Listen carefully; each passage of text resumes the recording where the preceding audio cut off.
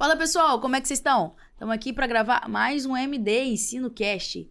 E hoje eu tô aqui com o grande GD Álvares. Fala GD, como é que você tá? E Ju, boa tarde. Estamos aqui de novo. E hoje a gente vai fazer um bate-papo aqui, a gente vai falar dentro dessa sequência que a gente fez sobre drogas vasoativas, hoje a gente vai falar um pouco sobre inotrópicos. Então a gente vai bater um papo e discutir aqui sobre as principais classes de inotrópicos. E aí, GD? É um assunto complicadinho, não tem respostas exatas para cada pergunta, mas a gente busca elas ali na prática, associando à clínica do paciente. Hoje a gente vai bater um papo aqui sobre elas. Não é uma aula, né? Um bate-papo, mas acho que vai dar para o pessoal aí aprender muito aqui com o grande GD hoje, tá bom? Bora lá. GD, inicialmente, assim, por que usar inotrópico? O inotrópico, a função dele é estar promovendo o aumento da contratilidade miocárdica, aumentando o débito cardíaco. Quando o paciente tem qualquer sinal de que ele está com a perfusão comprometida por falha do débito cardíaco, a gente inicia o inotrópico, indica o inotrópico, né, e titula ele de acordo com a perfusão, de acordo com o que a gente quer alcançar no débito cardíaco. Entendi. Então, mais ou menos pelo que você falou, a gente precisa entrar quando há baixa perfusão por um baixo débito cardíaco. Então, a gente vai começar a pensar em tirar ele quando eu conseguir alcançar essa minha meta, que é a perfusão.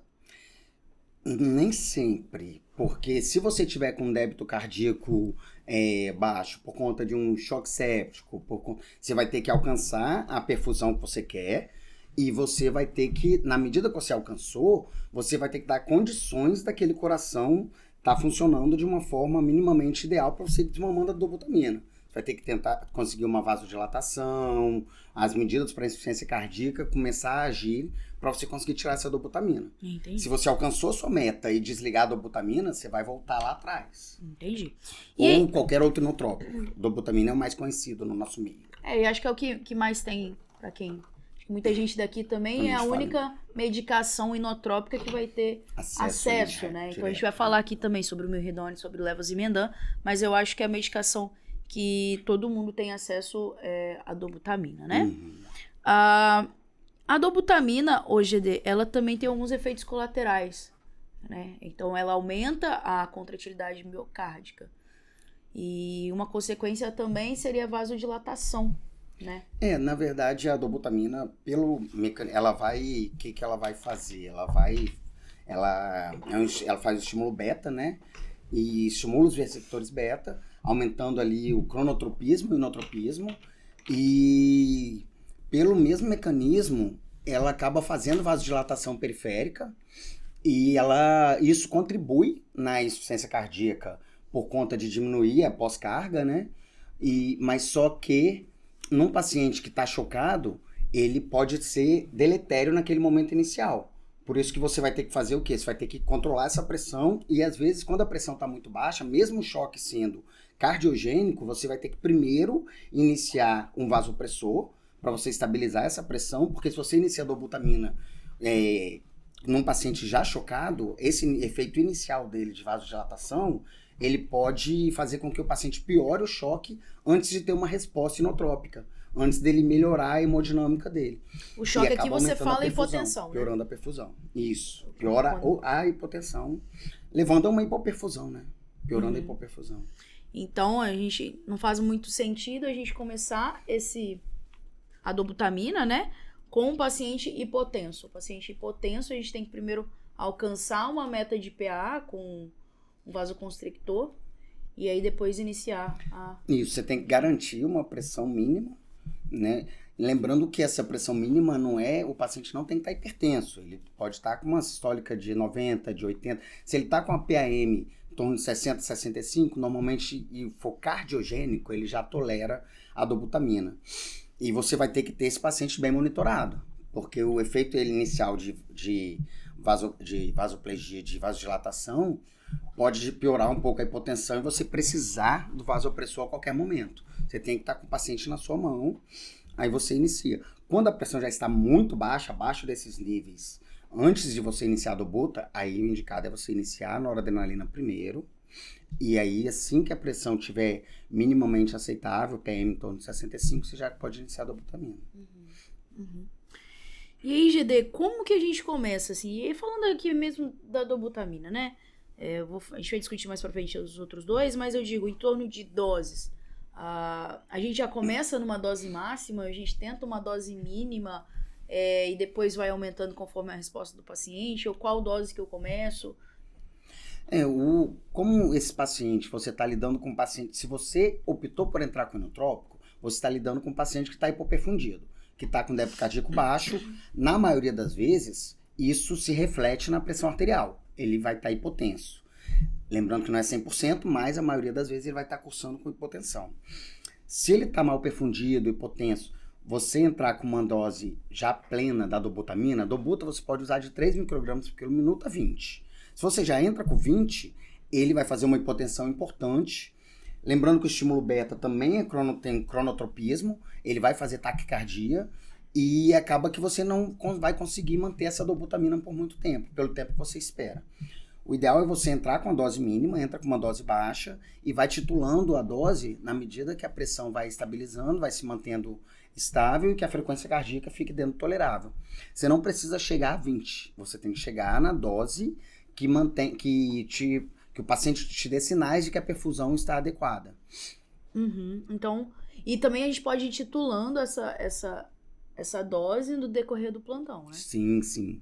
Você inicia com a dose mínima, dobutamina, e vai aumentando aos poucos e observando perfusão diurese, perfusão periférica, os sinais de hipoperfusão cutânea e orgânica, entendeu? Acho que pelo exame físico a gente consegue ter uma boa avaliação, né, dessa resposta do inotrópico, né? Sim, no dia a dia a gente consegue sim acompanhar pelo exame físico. A gente não precisa ficar solicitando exames de hora em hora. Embora a gente tenha um arsenal para estar monitorando o débito cardíaco, né? A gente acaba que, para a gente ver se o paciente está bem perfundido, a gente não tem uma medida única. A gente pega uma coletânea, né, de medidas e uma delas, de grande importância, é o exame clínico.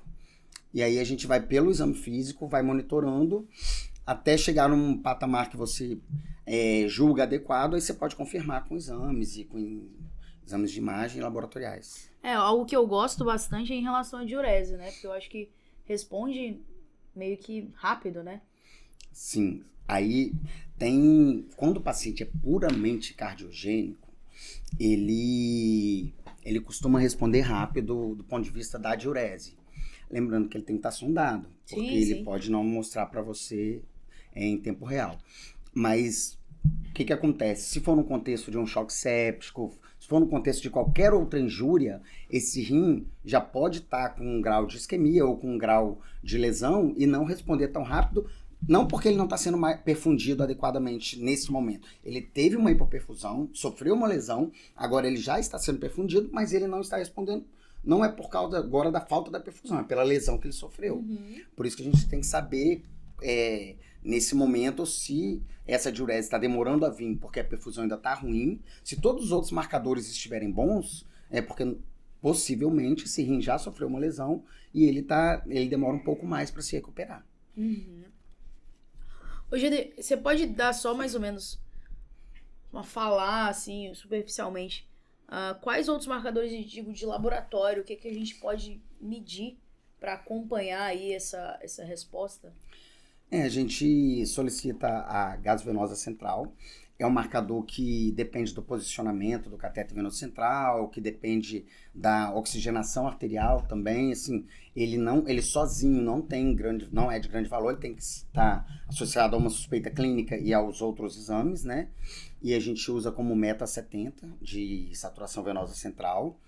A gente pode usar o gap de CO2. O que é isso? A gente pega o CO2 venoso e subtrai o CO2 arterial.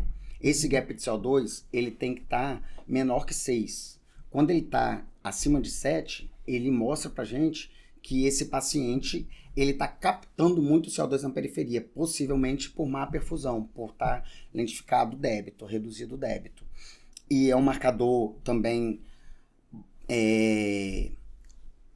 capaz de predizer para a gente, de nos mostrar que o paciente está com sinais de baixo débito associado à suspeita clínica e sinais de congestão, história clínica, já uma história de insuficiência cardíaca, alguma coisa que sugira para a gente que ele possa ter um baixo débito cardíaco.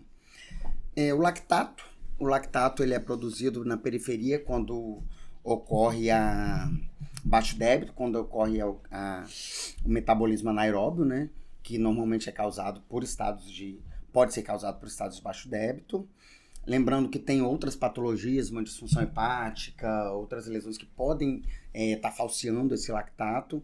Aí a gente, mais uma vez, sempre associar todos os exames, a gente vai ter que associar à clínica. Nós temos monitores hoje que monitoram diretamente o débito cardíaco, nós temos o Swan-Ganz, nós temos pico, temos outros mecanismos, mas a gente não usando esses mecanismos, a gente acaba fazendo uma coletânea desses exames que eu tô falando para vocês. Entendi. GD, quando o paciente vem com uma história já de uma IC prévia, uma história de infarto, às vezes fica muito fácil, né? A gente pensar num débito cardíaco diminuído, mas às vezes nem sempre é fácil, assim, né? A gente saber que esse paciente precisa de ajuda na bomba. E aí, por exemplo, um paciente que às vezes está chocado, você não está entendendo muito bem de onde está vindo esse choque, não tem história prévia de nenhum problema cardíaco, eu não tenho um eco ali urgente, o eco vai vir, mas às vezes vem só amanhã. Como que eu posso fazer para às vezes me ajudar a pensar que esse choque também possa ter um componente cardiogênico? Na verdade, no contexto de choque, como que a gente vai trabalhar tanto na urgência e emergência quanto nas UTIs. O paciente que que se apresenta com choque, você tem que conhecer os tipos de choque e associar a clínica dele. Esse paciente, ele pode ser um choque hemorrágico, ele tem uma história clínica compatível com choque hemorrágico, ele tem uma história clínica, uma epidemiologia, uma história que pode ser um choque cardiogênico, ele tem história de isquemia, ele tem fatores de risco para isquemia, ele pode ser uma miocardite, ele teve história de uma infecção prévia e foi agora agudo, começou com desconforto respiratório. A gente tem que pensar nos tipos de choque. Um choque vasoplégico, pode ser uma sepse, ele tem outros sinais de sepse, ele tem sinais de infecção, ele está hipovolêmico. A gente tem várias perguntas que a gente tem que se fazer ao examinar o paciente e buscando no exame físico, na anamnese, buscar as respostas para essas perguntas, para você ir descartando as outras hipóteses, a não ser que já chegue, como você falou, um quadro cardíaco claro. Aí você tenta tomar cuidado para não titular de vez como um choque cardiogênico e não descartar uma sepse, uma hemorragia, uma hipovolemia, não descartar outras causas. O paciente teve um trauma torácico, pode ter um pneumotórax, pode ter um tamponamento. O paciente está vindo com febre, ele pode estar com uma pericardite, ele pode estar com alguma infecção. A gente tem que saber, conhecer os tipos de choque e se perguntar frente ao paciente, ir descartando com um exame físico, com a história clínica e lançar mão de alguns exames quando necessário. Entendi. Você acha que faz sentido, por exemplo, o paciente veio com um possível sepse ou qualquer outro tipo de choque, tô manejando, já fiz volume, já fiz nora, já fiz um monte de coisa, o paciente ainda segue mal perfundido e eu não tenho como examinar esse coração por um eco. Você acha que faz sentido, por exemplo, a gente entrar com uma prova terapêutica, por exemplo, vamos tentar uma dobuta e ver se ele responde, se ele melhora? Você acha que isso faz sentido? A dobuta, ela tem muito efeito adverso, né? Você pode acabar colhendo aí dessa tentativa uma arritmia, às vezes até uma arritmia maligna, dependendo do contexto. Se a volemia não estiver totalmente recuperada e você inicia a dobutamina, essa taquicardia pode se manifestar de uma forma pior. Você tem que ter uma certa garantia de que você já refez a volemia do paciente, que ele está euvolêmico. Você tem que iniciou o tratamento da sepse, você já iniciou droga vasoativa, a pressão dele está adequada, e mesmo assim esse paciente se mantém com sinais de hipoperfusão, ele pode sim ter uma injúria miocárdica da sepse. A própria sepse pode fazer um IAM tipo 2 e ele evoluir com uma descompensação miocárdica, com baixo débito. Não dá para descartar totalmente. Aí nós acabamos, assim, se você não tem ultrassom, como você falou, mas você tem um laboratório, a gente pode lançar mão do gap de CO2, da SVO2, para a gente ter pelo menos uma ideia. Às vezes até a própria PVC simples, junto com uma história clínica e com uma alta suspeição, ela pode te ajudar.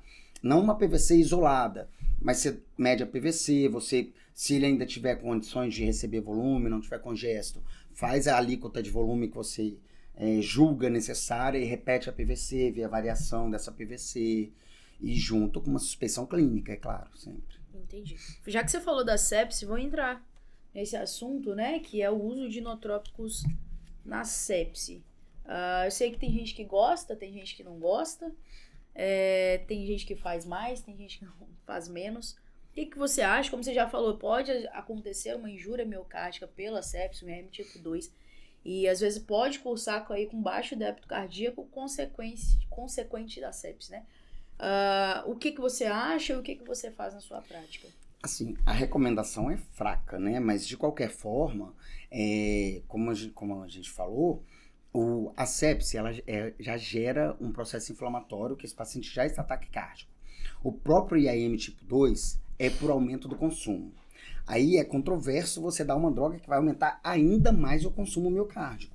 Por isso você tem que estar com o paciente em mãos, bem monitorado, e você ter uma segurança de que aquele paciente está com a volemia totalmente recuperada e que esse baixo débito é cardíaco. O ideal era ter minimamente um ecocardiograma, ter aferições de gap de CO2, nem digo hoje em dia mais delta PP, que o paciente tem que estar totalmente sedado, não pode estar com drive, não pode estar com FA, acaba que limita muito o exame e a gente praticamente não usa hoje em dia o paciente totalmente sedado, sem drive.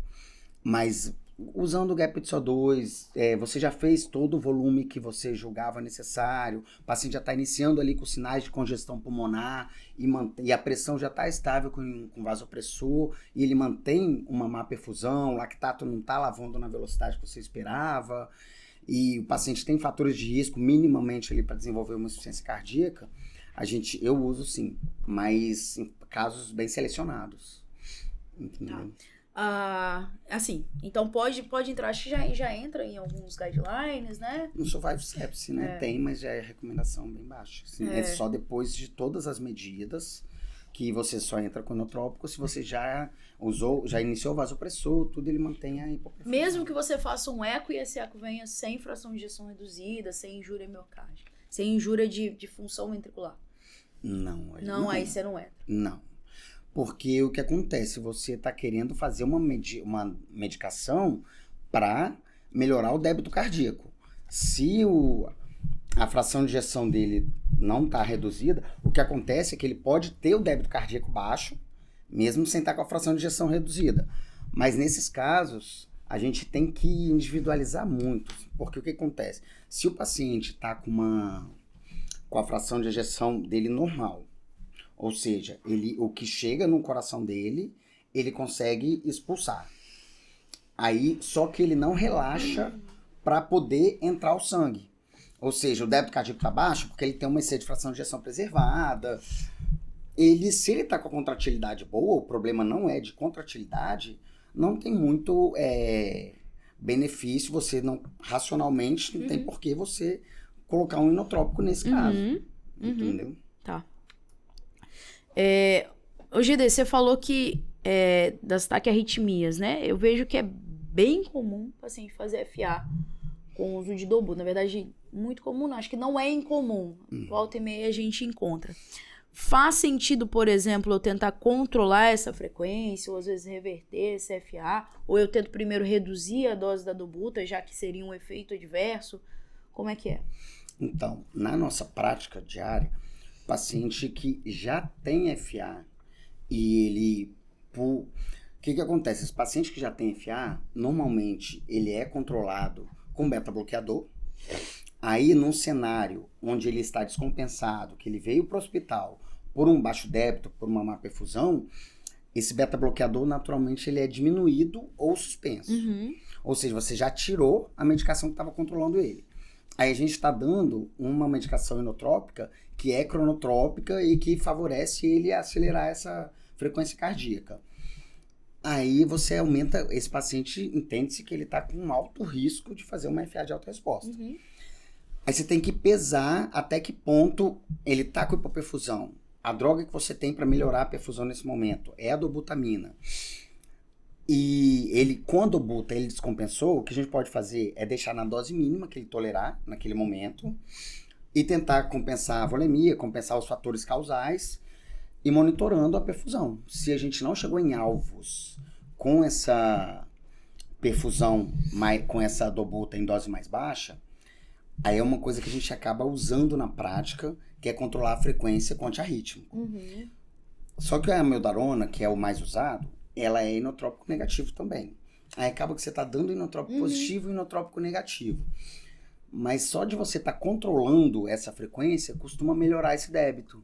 Entendeu? E você melhorando um pouco esse débito, você vai usar o mínimo possível de dobutamina. Tá. Então, assim, só para ver se eu entendi direito. Pode usar, mas individualizando.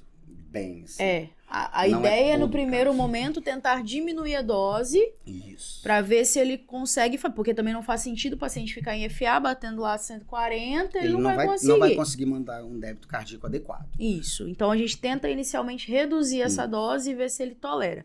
Se mesmo com a dose mínima ele não tá tolerando, a gente tenta controlar essa frequência. Isso. E aí, reverter só se for aguda. Reverter só se for um episódio novo, né? Isso. E aí, você usa a amiodarona, você usa beta-block. Porque, assim, o que eu penso, assim, você usar beta-block é meio incoerente, assim, me parece. Porque você tá usando uma medicação que é inotrópica justamente em receptor beta, e aí, ao mesmo tempo, você vai ter que usar um beta-bloqueador. Me parece um pouco incoerente, né? A gente acaba usando a amiodarona porque esse paciente hipoperfundido, normalmente ele está hipotenso. Aí você dá uma medicação que tem um efeito mais hipotensor, que seria o beta-bloqueador. E sem contar que ele age no mesmo receptor. Você vai dar um beta-agonista e um beta-bloqueador. Aí acaba que você é melhor, em vez de dar o beta-bloqueador, você tirar o beta-agonista. Sim. Você diminuir a dobuta até ela ficar com a frequência adequada. Entendeu? Deslanosídeo você costuma usar? Então, o digitálico, ele ainda tem um papel nesses casos. Fração de ejeção reduzida com FA, que você está na dose máxima de beta-block ou com contraindicação beta-block. Ainda tem indicação digitálico, a gente pode tentar. Daria para tentar também, né?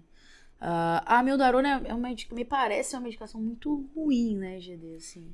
Muito efeito adverso, exatamente. E ela acaba que você está pegando um paciente que essa frequência cardíaca, muitas vezes ela é compensatória.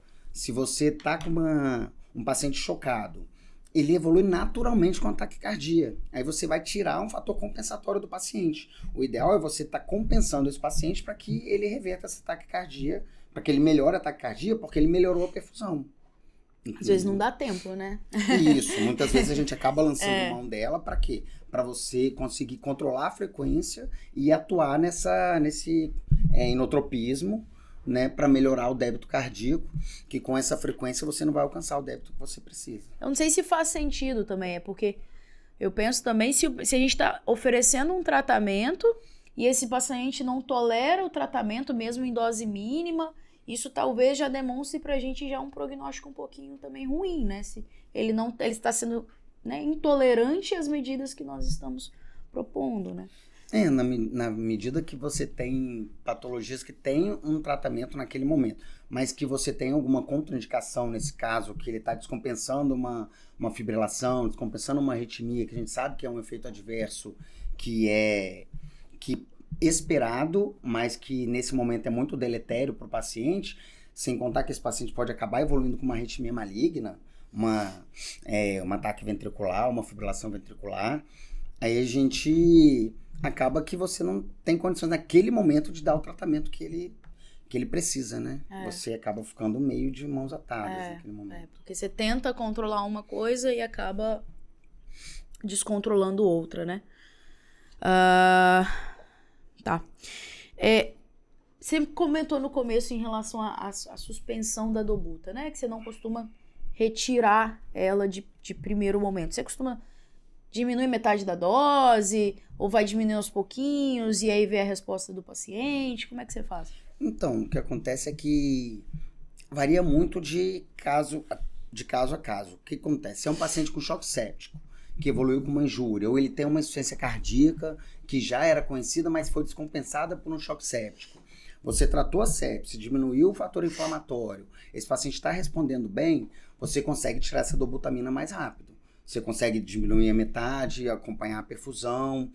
E aí eu não costumo, em 24 horas, normalmente, se for um paciente com insuficiência cardíaca, eu não costumo desligar totalmente essa dobutamina. A gente vai titulando ela, a primeira, se for um caso que você já tratou o fator descompensatório, a gente reduz a metade e vai titulando lentamente na medida que eu vou conseguindo vasodilatar esse paciente e iniciar as medicações de uso cotidiano dele, as medicações para insuficiência cardíaca. Se for um paciente com uma insuficiência cardíaca grave, já avançada, aquele paciente que já é mal perfundido, que já vem com uma piora progressiva dessa função miocárdica, esse paciente ele pode ficar dependente de dobuta por muito tempo. Aí é um caso diferente. É um caso que a descompensação dele é cardíaca, não foi por um fator externo, não foi por uma infecção, às vezes até por uma síndrome coronariana aguda que você já tratou, melhorou a perfusão. A gente, mesmo que ele fique com o miocárdio atordoado, a gente consegue desmamando mais lentamente, a não ser que ele desenvolva uma insuficiência cardíaca muito grave. Mas esse paciente que já vem com uma insuficiência cardíaca avançada, progressiva, que já está com sinais de deterioração, esse paciente, ele às vezes fica mais de um mês na UTI com dobutamina e você não consegue desmamar totalmente. Você vai bem lentamente, tateando. Pacientes que são normalmente com pressões limítrofes, que você não consegue vasodilatar bem, você não consegue otimizar as medicações para insuficiência cardíaca. Quando você consegue chegar ali naquela dose mínima, o paciente começa a piorar a função renal, claudicardiurese, piorar às vezes até neurológico, você tem que voltar à dobutamina, um passo lá atrás. Esses pacientes são mais difíceis.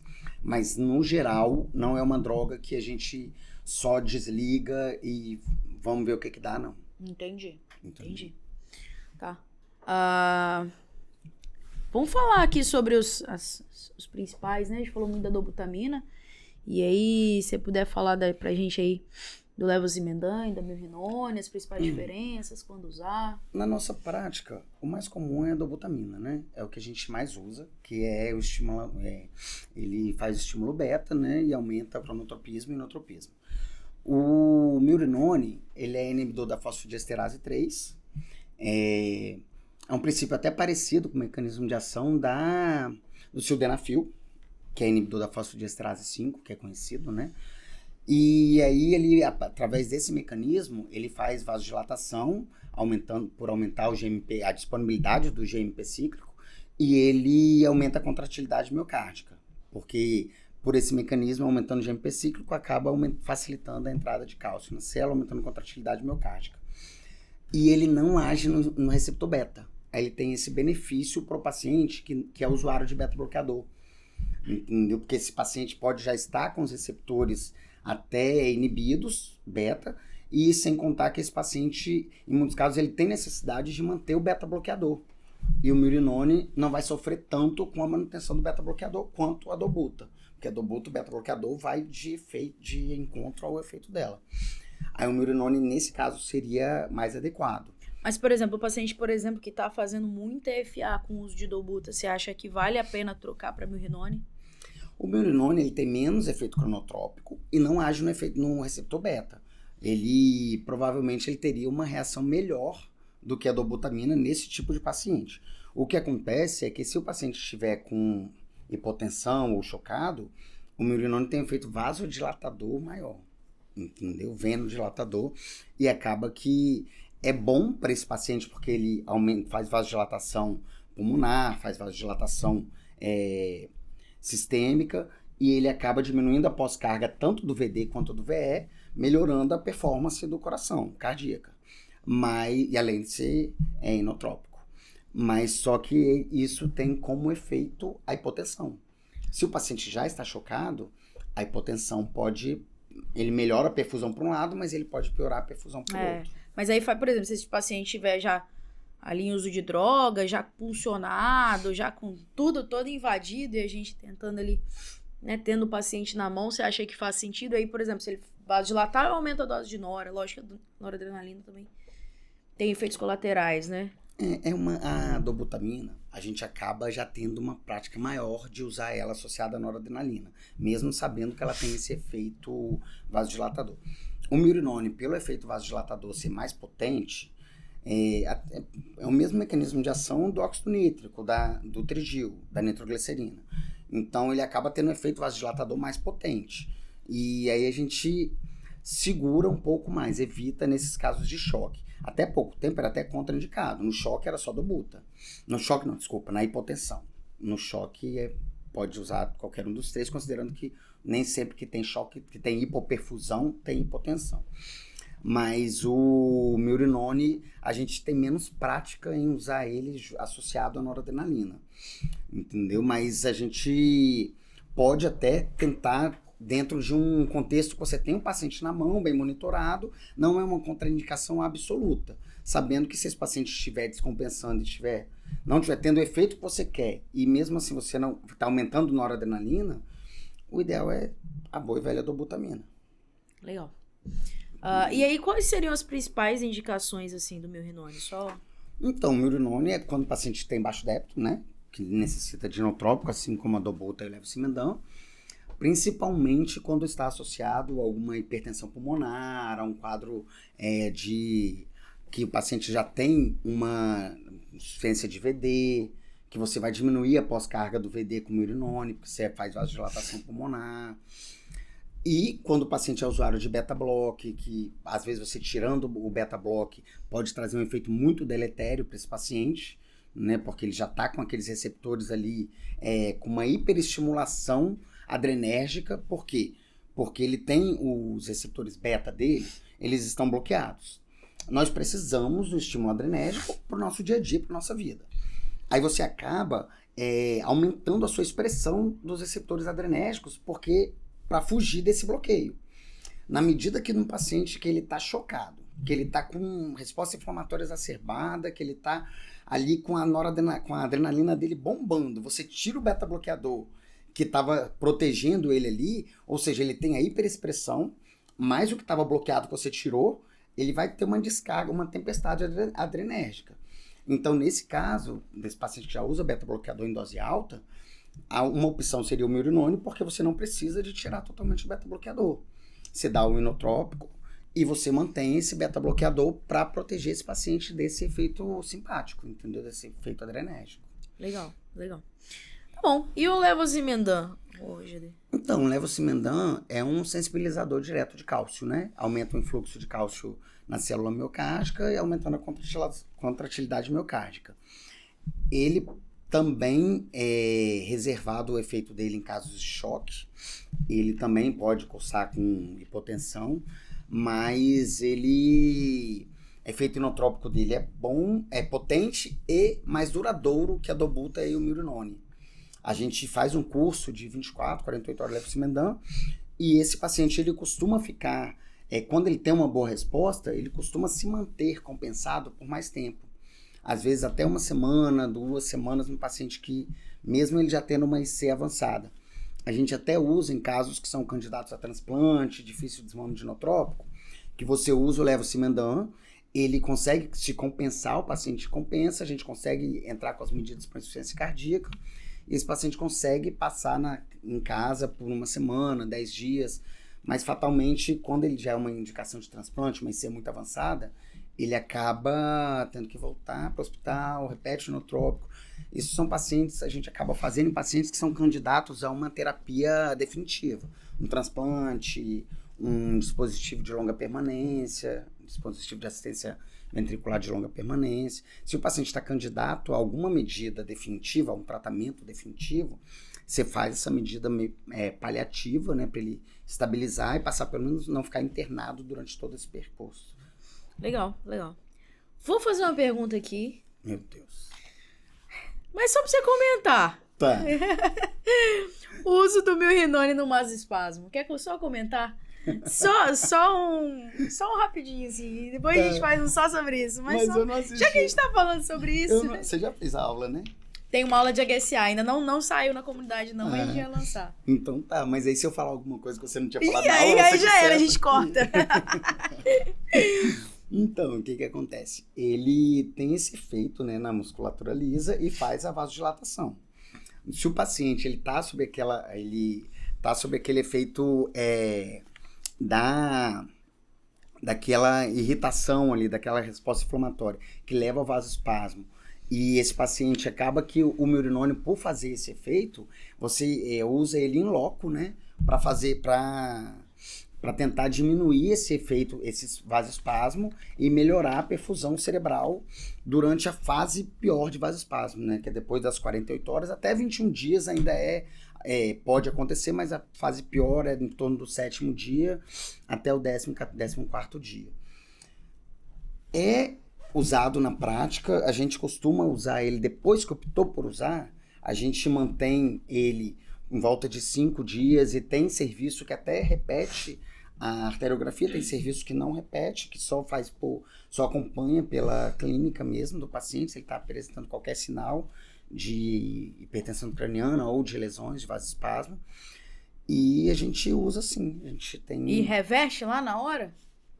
Faz direto e costuma ter um resultado bom, assim. Eles, na prática, o resultado de reversão é bom. Não tenho certeza para te falar agora em nível de mortalidade. Eu acho que isso aí você vai até conseguir falar melhor do que eu, que você acabou de fazer a aula. Em termos de alteração de mortalidade, isso aí eu não sei te falar agora nesse momento. Eu acho que tem muito estudo ainda. Os estudos com o milrinone que estão vindo nos parecem que são muito promissores. Parece que realmente vai vir com resultados positivos. Acho que o que a gente tem hoje ainda é muito em cima do muro. O que a gente tem de indicação é de manter esse paciente do ponto de vista hemodinâmico muito bem compensado. Mas em relação do milrinone, em relação ao vasoespasmo em si, eu acho que os estudos vão vir promissores e acho que mostrando benefícios, sim. Outra do milrinone, que foi até no congresso que a gente... é sobre o milrinone inalatório, pensando em hipertensão pulmonar. Não sei se você já ouviu falar. Então, agora tá nós temos algumas medicações, né? Até antibiótico, que estão começando a ser testadas na via de administração inalatória. Na verdade, na medida que a gente tem a ideia de que vai dar o corticoide inalatório, vai dar o milrinone inalatório, o antibiótico inalatório, e que não vai ser tão deletério quanto ele na corrente sanguínea. Né? Mas ele, para fazer o efeito dele, acaba que ele passa pela corrente sanguínea. E o inalatório, ele vai ser absorvido e ele vai passar pela corrente sanguínea, né? De alguma maneira, sim. Mas, amor, esse final foi só pra gente distrair um pouquinho. Brigiede, muito obrigado. Quer colocar mais alguma coisa? Quer falar mais alguma coisa? Fazer mais algum comentário? Não, acho que é isso. A gente tem que ter bastante critério, né, no uso dos inotrópicos, porque eles têm efeitos adversos. Se a gente usa o inotrópico de cara no paciente aparentemente mal perfundido, sem ver se essa hipoperfusão não é por hipovolemia, por outras causas, se for por uma resposta inflamatória, ou às vezes você não trata a causa básica, ou se é por uma hipovolemia, ele pode favorecer ter arritmias mais graves se você inicia o inotrópico num paciente que ainda não está ressuscitado volemicamente. A gente tem que buscar ver se esse paciente tem mesmo indicação desse inotrópico, porque os efeitos adversos podem ser até catastróficos, entendeu? Show de bola. GD, muito obrigada.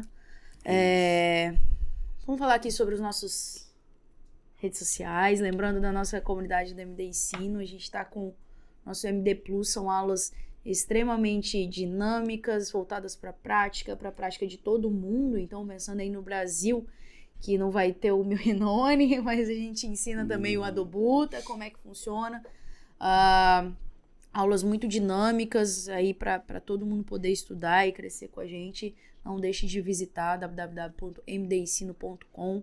Muito conteúdo de artigos, a gente posta lá todos os dias, muita coisa boa, muito legal. A gente está no Telegram também, MD Ensino na Prática, no Instagram, @MD Ensino, no YouTube, @MD Ensino, e no Spotify, MD, espaço, ensino, espaço, cast, que é provavelmente onde a galera mais assiste. Tá? Muito obrigada pela presença de vocês e até a próxima. Valeu, GD. Valeu.